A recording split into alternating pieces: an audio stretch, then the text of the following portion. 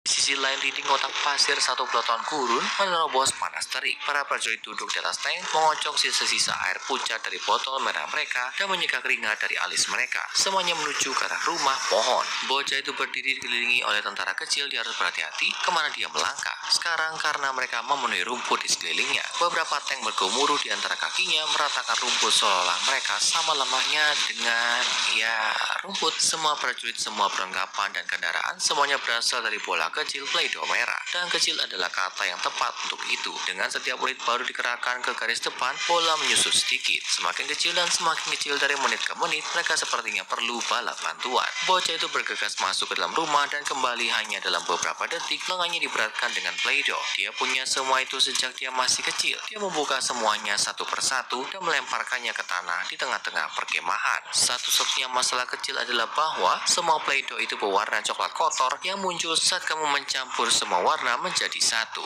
Tidak masalah kan? Tembakan mulai segera di bawahnya. Bocah itu melompat mundur karena terkejut, menginjak tiang komunikasi secara tidak sengaja. Tentara kecil berwarna coklat bergegas keluar dari bola Play-Doh di sekitar camp, berlindung dan menembaki tentara merah. Ini pembantaian. Prajurit merah beristirahat dari garis depan, memanggil orang yang mereka cintai, bersiap-siap untuk pulang cuti, terbaring terluka di tempat tidur, semuanya ditembak mati. Sebagian besar bahkan tidak punya kesempatan untuk mengambil senapan mereka. Seorang prajurit merah pemberani berlari ke tiang komunikasi dan mencoba menghubungi seluruh batalion melalui radio. Beritahu mereka apa yang terjadi, tapi tiang itu hancur. Peluru nyasar mengenai sisi kepalanya dan dia jatuh ke tanah. Hanya gumpalan Play-Doh yang tak bernyawa. Bocah itu menyaksikan dengan ngeri ketika beberapa tentara coklat mengangkat tubuh itu dan melemparkannya ke bola Play-Doh coklat terdekat. Sebuah tim yang berdedikasi dari mereka mencampur tubuh itu dengan sisa doh sampai berwarna coklat yang sama. Dari gumpalan itu muncul seorang prajurit coklat baru. Garis merah kecil yang melintang di jantungnya adalah satu-satunya tanda bahwa dia pernah menjadi merah. Prajurit itu dengan cepat menghilang di antara tumpukan helm dan sepatu bot, menginjak-injak jejak pasukan merah.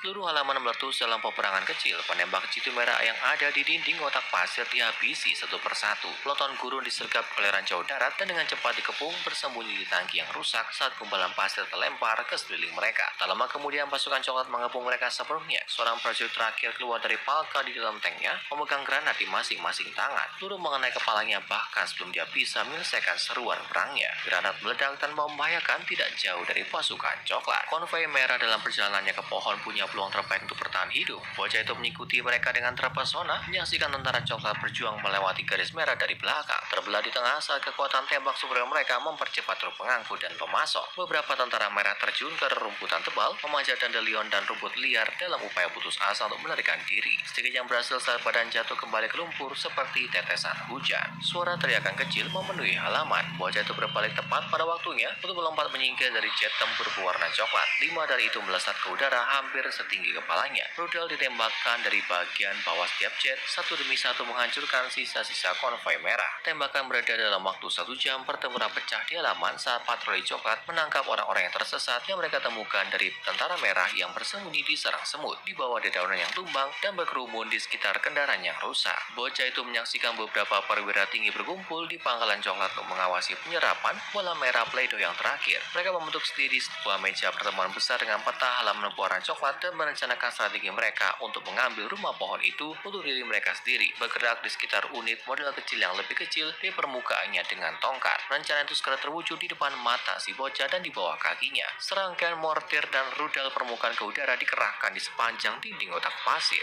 Angkatan udara mengambil alih pangkalan coklat asli, memotong rumput dan meletakkan landasan pacu Play-Doh yang diapit dengan hanggar coklat. Sekelompok unit militer mengelilingi dasar rumah pohon, menyusun strategi tentang cara terbaik untuk menaiki struktur kolosal dan mencapai tiang bendera. Di kolam, sebuah kapal induk masuk ke air menandai kedatangan angkatan laut. Kapal itu segera diapit oleh sepasang kapal perusak yang dipersenjatai dengan rudal anti pesawat. Bocah itu akan pergi dan mengintip ke dalam air untuk mencoba dan melihat kapal selam nuklir. Saat dia menemukan sesuatu yang menarik, tentara merah tidak lebih dari 1 skuadron berjongkok di sekitar ayunan. Mereka menutupi diri mereka dengan tanah dan gumpalan kecil lumut untuk menyamarkan diri. sendiri. Mereka harus menjadi skuadron pengintai paling depan, cukup jauh dari konvoi awal untuk menghindari pembantaian. Tapi apa yang mereka lakukan? Semua unit berkumpul di sekitar tumpukan daun, ada sesuatu di bawahnya. Apa itu? Sepertinya plastik. Nah, itu adalah mainan pengebohongnya yang sayapnya patah. Mencoba untuk tidak menarik perhatian tentara coklat, bocah itu lalu turun ke tanah di sebelah unit merah, lakukan yang terbaik untuk bersembunyi di rerumputan. Tentara merah berdebat di antara mereka sendiri. Jenderal ada di sana. Dia selamat tapi nyaris terkubur rumput. Perdebatan bernada tinggi para pengintai agak terlalu pelan untuk diketahui si bocah, tapi cukup jelas apa yang terjadi. Mereka perlu membuat pesawat mainan itu bekerja, tapi tidak ada harapan tanpa sayap yang lain. Dia mengangkat kepalanya dan melihat sekeliling halaman. Nah,